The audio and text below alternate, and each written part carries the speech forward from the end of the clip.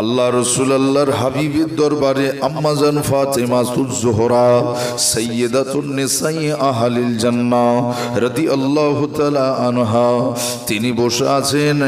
হঠাৎ বলেন, আব্বাজান, ও আমার আব্বাজান, দেখুন না দর প্রান্তে কে যেন দাঁড়িয়ে রয়েছে, দরজার সামনে কি যেন দাঁড়িয়ে আছে। ওই সময় তিনি বলেন, উনি হলেন আল্লাহর ফেরেশতা হযরতে আজরাইল আলাইহিস সালাম। ফাতেমা রে, আমি দুনিয়ার জমিনে আর বেশিক্ষণ থাকবো না। ফাতিমা কেঁদো না, মা কেঁদো না। আম্মাজান ফাতিমা বলেছিলেন, ইয়া রাসূলুল্লাহ, আজকে আজরাইলকে চলে যেতে বলেন, আপনি চলে যেতে বলেন।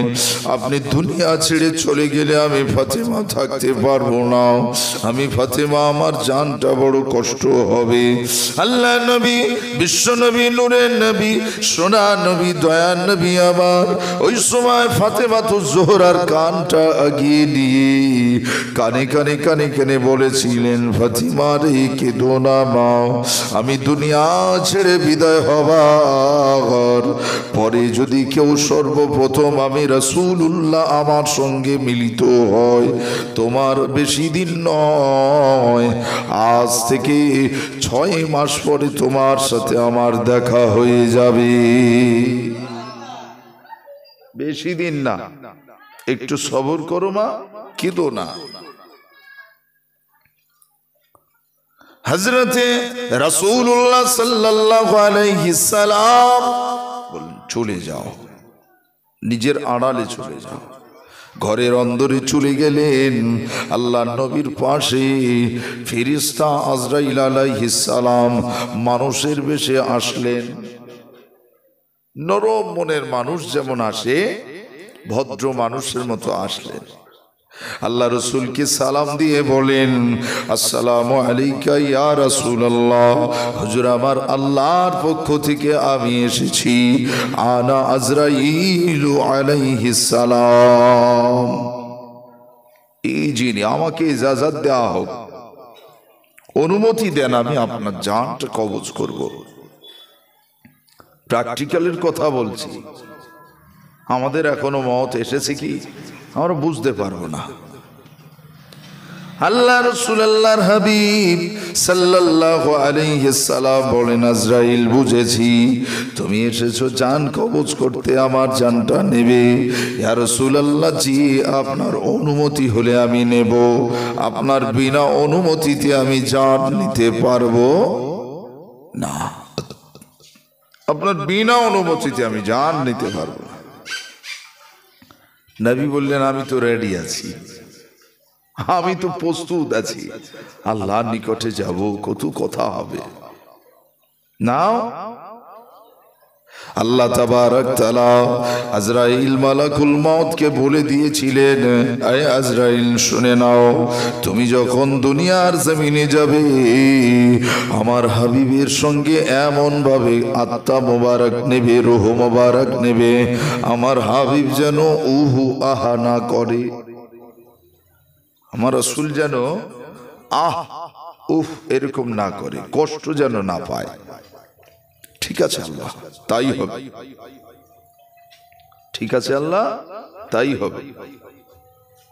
প্যারা হাজিরানে মজলিস, ওই সময় মালাকুল মউত আল্লাহ রাসূল সাল্লাল্লাহু আলাইহি সাল্লামের বুক মোবারকের উপরে হাত, তার হাতটা যখন রেখেছেন, আল্লাহ রাসূল সাল্লাল্লাহু আলাইহি সাল্লাম বলেন, আজরাইল, ও আজরাইল, আমি রাসূলুল্লাহ যেন বুঝেছি তোমার হাতটা উহুদ পাহাড়ের থেকে যেন ভারী।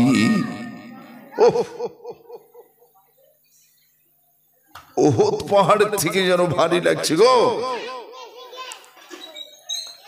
আজরাইল আলাইহিস সালাম থরথর করে কাঁপতে কাঁপতে বলেছিলেন, ইয়া রাসূলুল্লাহ, বেয়াদবি নেবেন না, বেয়াদবি ক্ষমা করেন। ইয়া রাসূলুল্লাহ, ইয়া হাবিবাল্লাহ, আপনি আমাকে মাফ করে দেন। দুনিয়ার জমিনে অন্য কারো যখন রুহু নেওয়া হয়, অন্য কারো আত্মা নেওয়া হয়, আমার হাতটাকে 70 ভাগ ওজন দেওয়ার পরে তার আত্মা নেওয়া হয়। আমার নবী পাকের চোখের কোণ ঝরে পানির টোসা যেন গড়গড় করে বার হয়। হায়রে হায়, তাহলে আমাকে কত হালকা করেছো তোমার হাত। এত হালকা করার পরেও তোমার হাত আমার বুকে দিয়েছো যেন মনে হয় ওহদ পাহাড়। আর যদি আমার উম্মতের বুকের উপরে তোমার হাতটা পুরো চাপিয়ে দাও, তাহলে কতটা ওজন হবে? আয় মুসলমানেরা, একবার বুঝে দেখুন। আল্লাহর নবীর জবান থেকে যে বাণী এসেছে সেটা বললাম। এবার আপনারা ভাবুন কত ওজনটা ভারী হয়। এই ওজন যাকে দেয়া হবে, ওই মানুষটির পায়খানা বার হয়ে যায়, পেশাব হয়ে যায়, চোখটা দাঁড়িয়ে যায়, জিভটা শুকিয়ে যায়, আর সে কিছু বলতে পারে না। তার জিহবা বুক পিঠ টান ধরে যায়। এমনও ব্যক্তি আছে যাদের হার্ট থেকে অনবরত রক্ত বার হয়, ব্লাড বার হয়। দেখবেন অনেকের নাক থেকে, মারা গেছে ভালো সুস্থ মানুষ। তাহলে বলেন আমাদের কি ভাবনা আছে? আল্লাহ নবীর উম্মত হলে তবে তো আমার জন্য হালকা হবে। ও নবী পাকের উম্মত উম্মতানিরা, আল্লাহ নবী বিশ্ব নবী ওই সময় আজরাইল মালাকুল মউতকে বলে না, আজরাইল একটু অপেক্ষা করো, একটু ইন্তজার করো, আমার আল্লাহর নিকটে কিছু পানাহা আছে, কিছু কথা আছে বলি। ওই সময় আল্লাহ নবীর চোখ ভরা পানি ঝরঝর করে পড়ে, কান্তি কান্তি এলাহির দরবারে বলেন, এলাহি, আমি কিনা দুনিয়ার জমিনে আমার উম্মতের যত ওজন দেয়া হবে, আজরাইলের হাতের ওজন দেয়া হবে, তাদের মওতের যত কষ্ট হবে, আমি রাসূলুল্লাহ সব কষ্টটা আমি নিতে চাই। যত কষ্ট হবে আমার উম্মতের, কিয়ামত পর্যন্ত যদি কোনো আমার উম্মত থাকে ঈমানদার, উম্মত অনেক থাকবে কিন্তু ঈমানদার তো আছে, ঈমানদার হতে হবে। আমার উম্মত যদি কোনো ঈমানদার উম্মত আল্লাহ বেঁচে থাকে, তার মওতের, তার জাকান্দানির যে কষ্ট হবে, সাকরাতুল মওত, মৃত্যু যন্ত্রণা যে কঠিন, ওই কঠিন যন্ত্রণাগুলো যত হবে, আল্লাহ আমাকে দেয়া হোক। আমার নবী পাক এই দোয়া চেয়ে ফেলফেল করে তাকিয়ে রয়েছে এলাহির দিকে। আল্লাহ কখন আল্লাহ পাক খবর দেবে? বলেন যে রাসূলুল্লাহ দুনিয়া ছেড়ে বিদায় নেবে, সেই রকম মুহূর্তে আমাদেরকেও ভোলেনি, আমাদের নিয়ে ভেবেছে।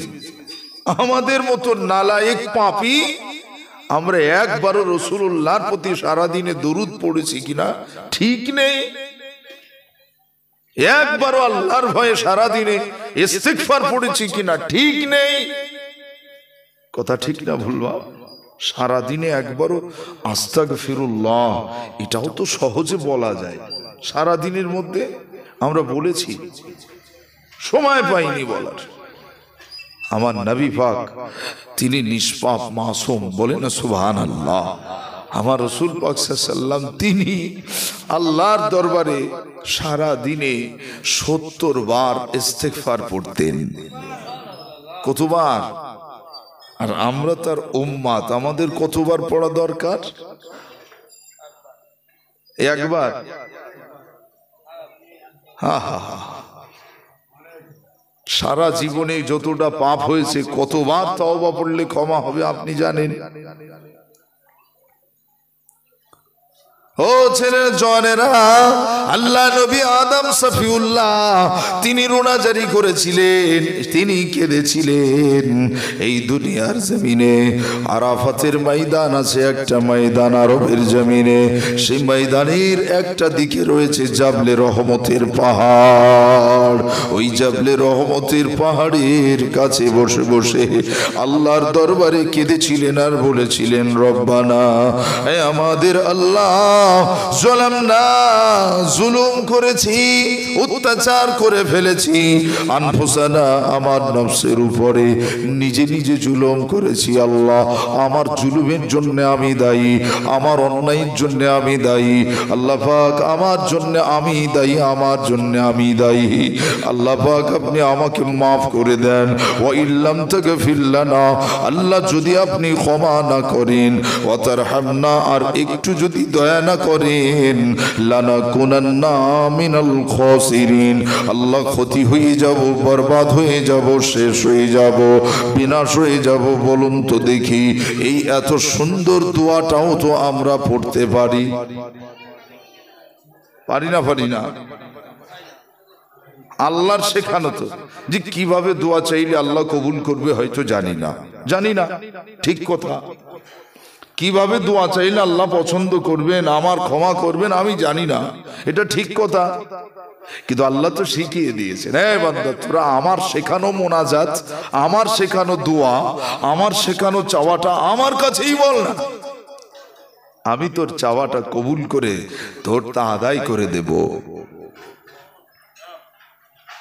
নিজেদের এই জয়টাকে ভাববার মানুষ করে উঠিনি।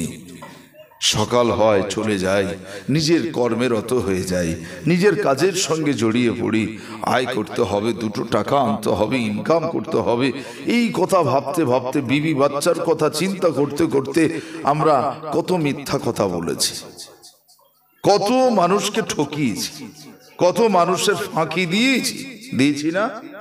কত মানুষের ফাঁকি দিয়েছি। ভেবে দেখে একটা টাকা জীবনে কাউকে ফাঁকি দিয়েছেন কিনা ভেবে দেখেন, বার হয়ে যাবে। সিডি ক্যাসেটের মতন উল্টো পাল্টা করেন, জীবন চোখ বোঝান, দেখবেন শুধু ভুলে ভরা। ঠিকটা কই? কথা ঠিক না ভুল বলছি গো? আপনাদের বুঝতে কষ্ট হচ্ছে কি? অসুবিধা হচ্ছে না তো? বাবা যে আমার দোস্তেরা, আমার আল্লাহর নবী, সোনার নবী, নূরের নবী, দয়ার নবী, আবার ওই সময় আল্লাহকে বলে নাই, পরওয়ারদিগার বেনিয়াজ, আমার রব, আমার খালিক, আমার মালিক রে, আমার উম্মত বড় গুনাহগার, আমার উম্মত বড় খতাকার, সিয়াকার, পাপী। আল্লাহ পাক, আল্লাহ তাআলা, ওরা এ মওতের কষ্ট সহ্য করতে পারবে না, ওরা মৃত্যুর জাকান্দানি সহ্য করতে পারবে না। আল্লাহ, আপনার পক্ষ থেকে যতক্ষণ খবর না আসবে ততক্ষণ আমি এ হাত নামাবো না। সিজদা অবনত হয়েছে আমার নবী, আর মাথা উঠাবে না। আমার আল্লাহ তাবারক তাআলা ওই সময় খবর পাঠান, হাবিব আমার, কেঁদো না, ও আমার নবী, কেঁদো না, তুমি কান্না করলে পরে আমি আল্লাহ থাকতে পারি না। আমার হাবিব রে, যখন কাঁদো দুনিয়ার আসমান কান্না শুরু করে, ফেরেশতা কান্না শুরু করে, জমিন কান্না শুরু করে, গাছপালা কান্না শুরু করে। আমার হাবিব রে, কেঁদো না, কেঁদো না, আমি আল্লাহ, তুমি যাতে খুশি, আমি আল্লাহ তাতে খুশি। আমার হাবিব শুনে নাও, দুনিয়ার জমিনে, পৃথিবীর জমিনে আমি আল্লাহ তাবারক তাআলা তোমাকে জানিয়ে দিলাম, তোমার যারা উম্মত, উম্মাতানি হবে, ওদের মওতের কষ্ট হবে না। নবীর উম্মত হতে গেলে কি হতে হবে? নবী পাকের উম্মত হতে গেলে আমাদের কি করতে হবে? নবী পাকের প্রতি বেশি বেশি দরুদ পড়তে হবে, দরুদ শরীফ পাঠ করতে হবে। নবী পাকের যে কওল, যে সমস্ত সুন্নাত গুলো আছে, ওই সুন্নাত গুলো ঠিক ঠিক ভাবে আদায় করতে হবে না? হবে না? হবে না? বাড়িতে দস্তরখান বিছিয়ে খানা খাওয়া, বাড়িতে দস্তরখানে খানা খাওয়া, হাতটাকে পরিপূর্ণভাবে সুন্নাত মেনে ধোয়া, সেইভাবে খানা খেয়ে বাসনের বেশ কেমন করে আমাদের থালা বলেন, প্লেট বলেন, বাসন বলেন, যে ভাষায় যেটা বোঝেন সেইভাবে আপনি আপনার প্লেটটাকে সুন্দর করে মুছে খাবেন, যেন মনে হবে যে এক্ষুনি যেন এই প্লেটটা দেখে সবাই বলবে যে এই প্লেটে ওই লোকটা খায়নি, এইরকম মনে হবে। কথা বলছেন না বোঝেন না? আমরা খানা খাই, সারা বাসনটা যেন মনে হয় কেউ চেটেছে, কেউ যেন ওতে সব যন্ত্রণা করেছে। একলে ভাত ভাত, ওখানে তরকারি ভাত আছে, হ্যাঁ, অতি পানি ঢেলে দিল, এরকম হচ্ছে না, হয় না? খানা মানুষের জন্য বদদোয়া করে, খানা মানুষের জন্য দোয়া করে, আবার খানা মানুষের জন্য বদদোয়া করে। দানাটা তো আল্লাহর নেয়ামত, তুমি খেতে পারবে না আগে থেকে তুলে দাও, উঠিয়ে দাও। খেতে পারবে না আগে থেকে উঠিয়ে দাও, তুলে দাও।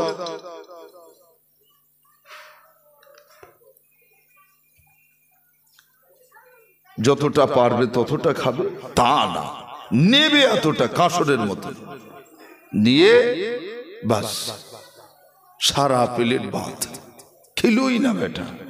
কেউ কেউ আছে দেখবেন ভাত নেবে, দেবো, হ্যাঁ দেবো, নেই গোস্ত দেবো, তাহলে হ্যাঁ একটু বেশি করে দাও।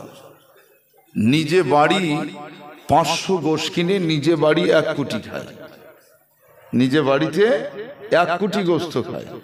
আর যেই একটু কোথাও গেলে খাওয়ার বেশ সুযোগ হয়, তখন বলে আমি কতটুকু খাই জানিস রে, লিয়ায় বালতি, লিয়ায় এদিক, লিয়ায়। কথা বুঝলে না? জীবনে লোকটা রসগোল্লা কিনে খায় কিনা সন্দেহ, সে বলে আমি বালতি বালতি রসগোল্লা খেয়ে নেব, লিয়ায়। তর্কও করে, করেন, এরকম আছে না? ভালো মনের মানুষ হতে হবে আমাদের।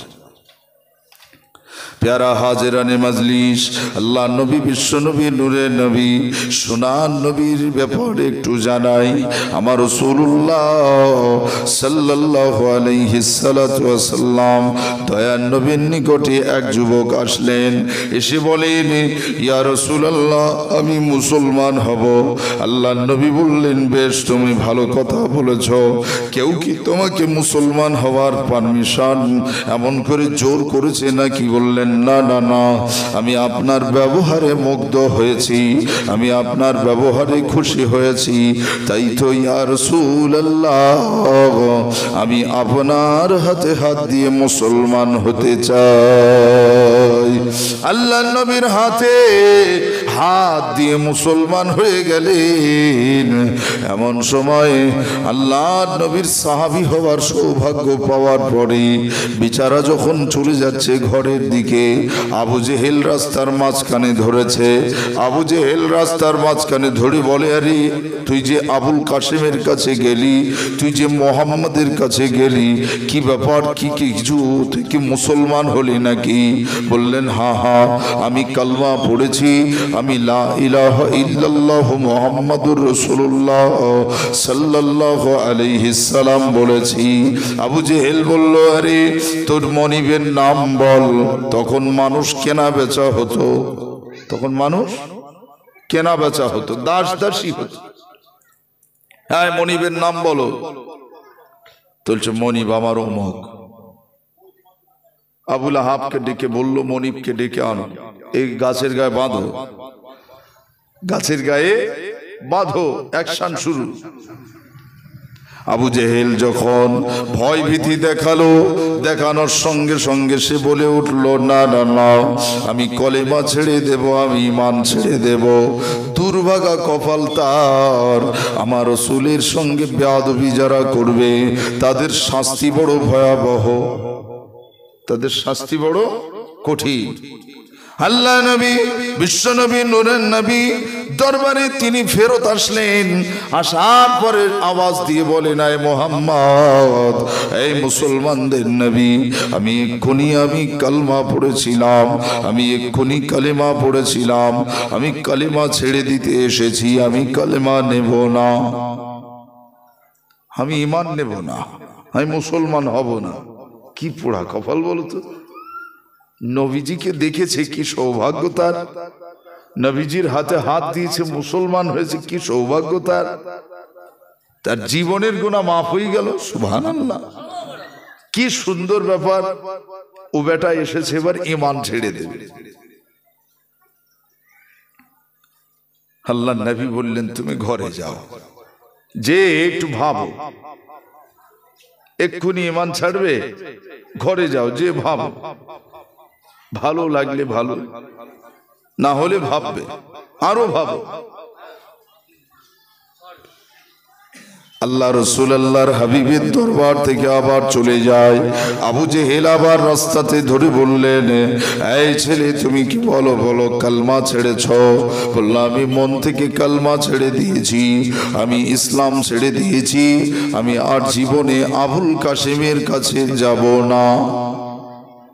আবুল কাসেম মানে নবী পাক রাসূলুল্লাহ সাল্লাল্লাহু আলাইহি ওয়াসাল্লামের একটা বেটার নাম হলো কাসেম, একটা ছেলের নাম ছিল কি কাসেম। তো ওই সমস্ত কাফের বেঈমান যারা, ওরা নবীজির নাম ধরতো না। কেন? ওরা বলতো যদি নবীর নাম ধরি তাহলে তো নবীকে মেনে নিছি, আমরা তো মুহাম্মাদুর রাসূলুল্লাহ বলবোই না, তাহলে মুহাম্মদ বলার দরকার নেই, বরং বলো আবুল কাসেম। আবুল কাসেম মানে কাসেমের বাপ, নাম ধরবে না, একটু ঘুরিয়ে বলল কাসেমের বাপ। ও ছেলে জওয়ানেরা, ছেলেটাকে আবু জেহেল ধরে আবার বলে, শোনো শোনো শোনো, আমরা বিশ্বাস করি না, তুমি যে কালমা ছেড়েছো আমি মানবো না, তুমি কলমা ছেড়েছো আমি বিশ্বাস করি না। যাও যাও, ওই মোহাম্মদের কাছে যাবে, আবুল কাসেমের কাছে যাবে। আবুল কাসেমের কাছে যাওয়ার পরে আবুল কাসেমের মুখেতে থুথু লেপন করো। নাউজুবিল্লাহ। কি দেবে? কি দেবে?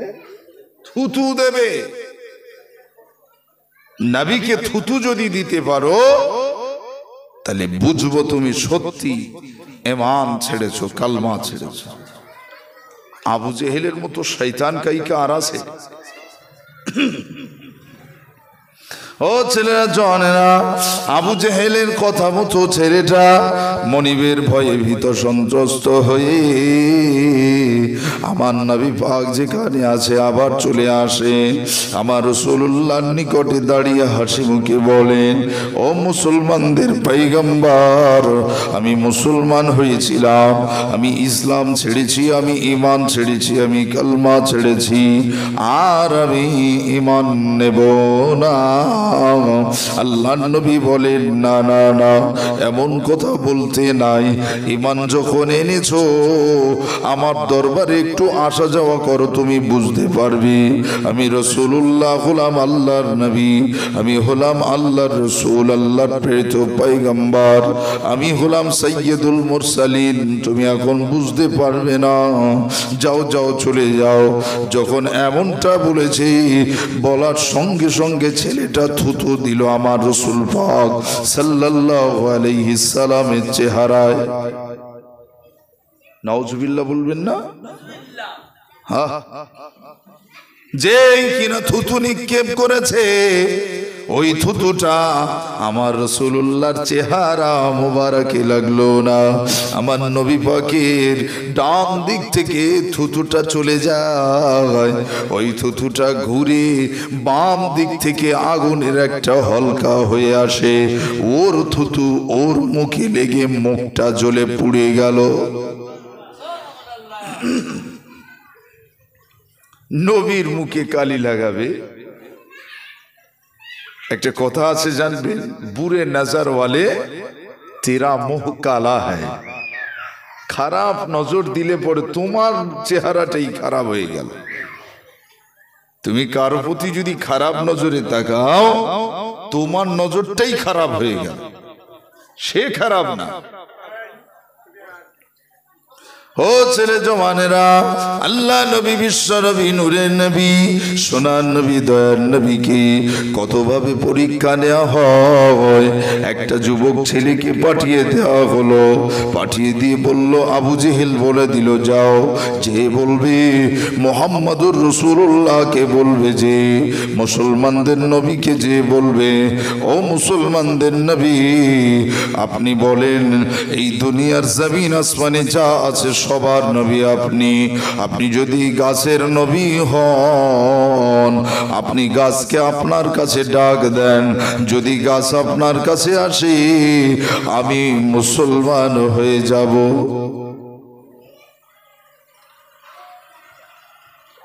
আবু জেহেল শিখিয়ে দিচ্ছে, শয়তান কাইকা। হ্যাঁ,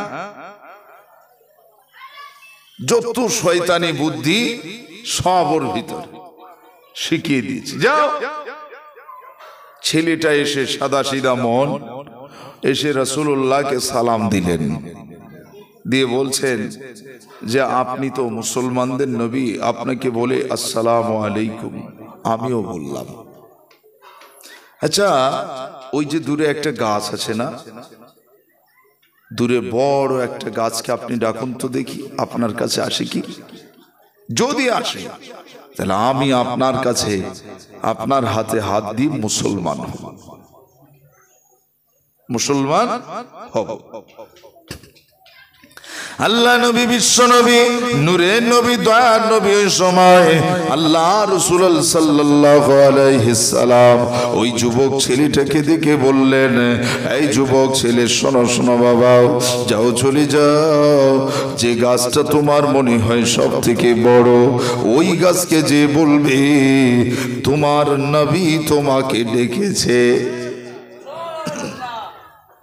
আমার ডাকতে হবে না, আমি ডাকলে বলবে জাদুকর, জাদু করে ডেকেছে। আমি ডাকলে বলবে জাদু করে তাই ডেকেছে। আর তুমি কোন গাছকে ডাকবে আমি তো জানবো না, বরং তুমি যে গাছ মনে হয় যে এই গাছটাকে বললে ভালো হয়, সেই গাছকে যে বলো মুসলমানদের নবী তোমাকে ডেকেছে, যাও। ছেলেটার মনে আরো বিশ্বাস জন্মালো, এ কখনো হতে পারে না। আরে আমার কাছে ছেড়ে দিয়েছে মানে এবার আমি তো জাতা গাছ দেখবো? একটা সরু ধনচে গাছ যদি দেখি সে তো উপড়ে যাবে এমনি। এমন একটা গাছ দেখতে হবে, গাছটা যেন একটু কি বলে, যেন একটু মোটা সোটা হয়, তাই না? একটু যেন মোটা সোটা হয়।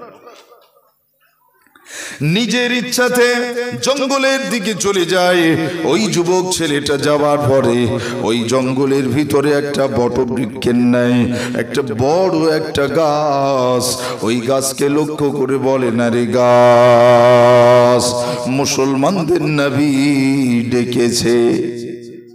গাছ একবার নড়েছে, গাছ একবার নড়েছে, নড়া দেখে আরো কিছু তো পিছিয়ে গেছে। ভাব ভালো না তো, যদি উপরে আমার ঘাড়ে পড়ি তো বড় গাছ তো, আমি আমার জানটা ঠিক জায়গায় রাখি। আমি একটু দূরে দাঁড়িয়ে তারপর বলি, দূরে দাঁড়িয়ে এবার হাঁক দিচ্ছে, একটু জোরে বলছে, গাছ। ওর গাছের ভিতরে যায় না, বলো গাছের নিচে যায় না, দূরে। আরে গাছ, তোমার নবী ডেকেছে। গাছ আর একটু নড়েছে, ও আরো পিছচ্ছে, ও আরো পিছিয়ে যাচ্ছে। বেশ কিছু দূর যাওয়ার পর দেখছে গাছ তো কই উঠলো না। ও গাছ, শুনেছি মুসলমানদের নবী বলেছেন রাহমাতাল লিল আলামিন, তিনি হলেন তামাম জাহানের রহমত। যদি এটা সত্য হয়, ওই রাহমাতাল লিল আলামিন তোমাকে ডেকেছে। বলার সঙ্গে সঙ্গে ওই গাছ সেখান থেকে উড়ে আমার রাসূলুল্লাহর সামনে হাজির হয়ে গেলেন। গাছ আমার নবী পাককে সালাতু সালাম পাঠ করেন, দরুদ পাঠ করেন, আল্লাহুম্মা। এসে বসে যদি কিছু বোঝে, কিছু যদি শেখে, জীবনে যদি সেই মতো চলতে পারে, তাহলে জানবেন তার আশা বসা শোনাটা সার্থক হয়েছে, তাই না? কিন্তু এসে বসে শুনলো, আওয়াজ শোনা মতো শুনে চলে গেল, সে জীবনে পরিবর্তন হলো না, পাল্টালো না, যা ছিল তাই, যা ছিল তাই থেকে গেল। ওই মানুষটার মতন দুর্ভাগা কপাল আর হতে পারে না। সৌভাগ্যবান হতে গেলে তাকে বদলাতে হবে, সৌভাগ্যবান হতে গেলে তাকে ভালো হতে হবে। দাদা হুজুর পীর কেবলা রহমতুল্লাহ আলাইহির এই গ্রাম ভালোবাসার গ্রাম, তার মহব্বতের মানুষ, এই গ্রামের মানুষ, সুফি মানুষ শুয়ে আছে না? এই গ্রামে অনেক আলেম আছে যারা যোগ্য, যারা যোগ্য আলেম, অনেক মাদ্রাসার তারা হেড মোদাররেস আছেন, আছে না? সে সমস্ত মুরব্বী, তাদের সম্মান জানাই, আর সেই সম্মান জানানো আমাদের কর্তব্য। আন্তরিকভাবে তাদের জন্য দোয়া, যারা বেঁচে আছেন আল্লাহ তাদের হায়াতে তাইয়্যিবা দেন, আর সেই সমস্ত যোগ্য আলেমদের রুহানি দোয়া, তাদের নেক দোয়া আমাদের নসিবে কবুল করেন, বলেন আমিন, বলেন আল্লাহুম্মা আমিন। হ্যাঁ, আলিমকে সম্মান জানালে নিজের সম্মান কমে না। কাউকেই আপনি সম্মান দেবেন, সে ছোট হোক আর বড় হোক, আপনার থেকে সে ছোট হোক অথবা বড় হোক, কাউকে আপনি সম্মান জানাবেন, সম্মানটা আপনার, সম্মানটা আপনার হলো। হাজেরানে মাজলিস, আশেপাশে যারা এখনো আছেন, আমি খুব অনুরোধ করে বলছি, ধীর মস্তিষ্কে বলি, তাড়াহুড়ো করি না, শান্তভাবে যদি শুনতে পারেন আলহামদুলিল্লাহ, বুঝতে পারেন সেটাই ভালো লাগবে। আর আমি হুড়হুড় করে বলে যাব, আপনারা একটা বুঝতে পারবেন না, ওই রকম বলে লাভ নেই। কথা বুঝলেন? বসিরহাট আল্লামা হুজুরের একটা কথা আমি সব জায়গাতে বলি, বাবা আলেম চিনে দাওয়াত করো, হুজুরের কথা, আলেম চিনে দাওয়াত করো, চিনো নে তার বাড়ি যাও, সেই আলেমকে চেনো না, তুমি তার ঘরে যাও, বাসায় যাও, গ্রামে যাও, খোঁজ নাও, সে সত্যি আলেম কিনা, সে সত্যি হাফিজ কিনা। কথা ঠিক না ভুল বলছি বাবা? প্রয়োজন হলে তার বাসাতে একসাথে খাবে, মেহমান হিসাবে যাবে, আরো ভালো হবে। কেমন ব্যবহার করে জানা যাবে, তার ব্যবহার আচরণ ওই মেহমানদারির ভিতরে ফুটে উঠবে। কথা বুঝে আসেনি? আস্তে আস্তে যদি জনসংযোগ কিছু বাড়ানো যায়, আশেপাশে যারা প্রতিবেশী যারা, তাদের কাছ থেকে খোঁজ নেয়া, এই হুজুরটা কেমন গো, এই ছেলেটা কেমন গো, কে এই মৌলানাটা কেমন, তার আব্বার সঙ্গে কেমন সম্পর্ক আছে, মায়ের সাথে কেমন সম্পর্ক আছে, পাশের মানুষরা জানবে, কাছের মানুষরা জানবে। সে হুজুর এসে ওয়াজ করবে এখানে, আমরা সেই হুজুরটা কে, তার কথা কাজে কতটা মিল আছে এটা দেখবে না? কথা ঠিক না ভুল বলছি?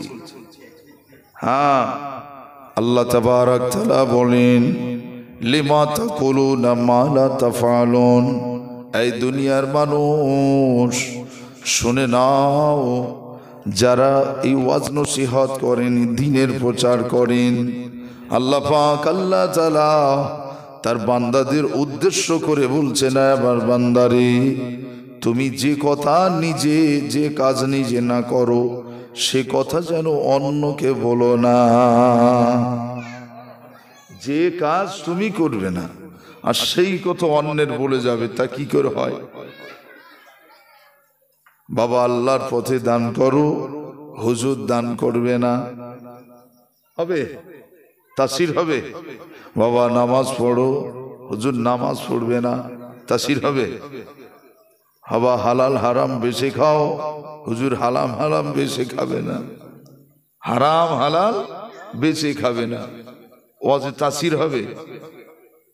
টান হবে, সুর হবে, সুন্দর আওয়াজ হবে, কিন্তু ওই আওয়াজটা এই কান দিয়ে যাবে, এই কান দিয়ে বেরিয়ে যাবে, এক কান দিয়ে যাবে আর এক কান দিয়ে বেরিয়ে যাবে। যদি প্রকৃত আল্লাহওয়ালা হন তবে তার কথাটা দিলে গেঁথে যাবে, তার কথাটা দিলে গেঁথে যাবে। আল্লাহ হেদায়েতের মালিক। কে হেদায়েতের মালিক? আল্লাহ। আর কার দ্বারাতে হেদায়েত করবেন সেটা আল্লাহ ভালো জানেন।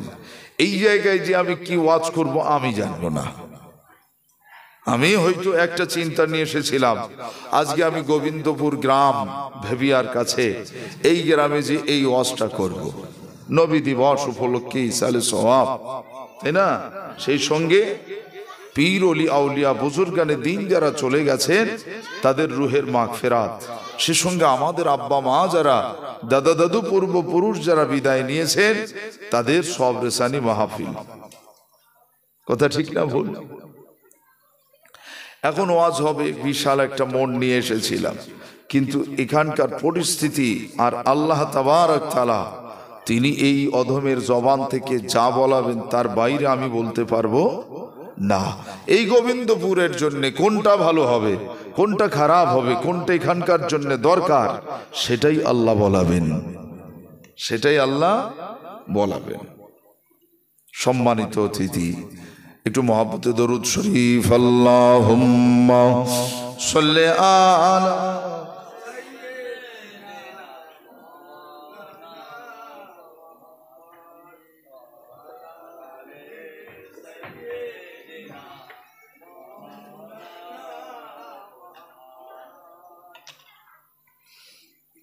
ভাই আমার,